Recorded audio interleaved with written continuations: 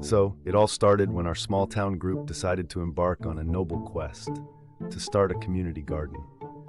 We were all excited, envisioning a lush oasis where we could cultivate everything from tomatoes to zucchinis and maybe even some herbs for that extra culinary flair. My cousin Fred, always the enthusiast, volunteered to oversee the flower section.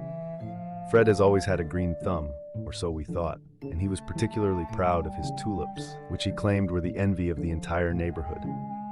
Everything seemed to be going smoothly until one day, Fred showed up with a mysterious new plant.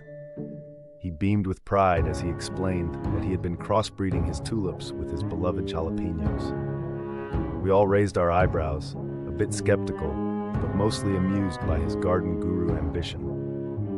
Fred insisted that this was the next big thing in horticulture, though none of us could quite grasp why anyone would want to create a spicy flower. Nevertheless, we gave him the benefit of the doubt, secretly hoping this would be the strangest hiccup in our gardening adventure. As weeks went by, Fred's tulipinos, as he called them, began to bloom. The flowers were vibrant and colorful, with a distinct peppery aroma that oddly complemented their floral appearance.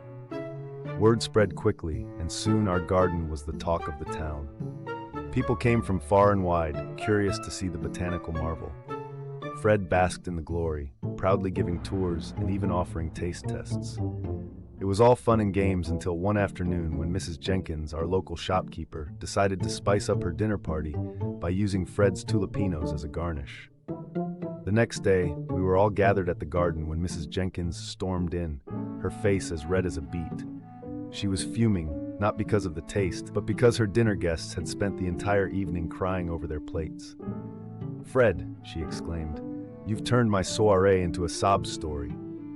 At that moment, Fred realized that maybe tulips and jalapenos were better off in separate beds, but not before declaring, well, at least they bloomed into quite the conversation starter.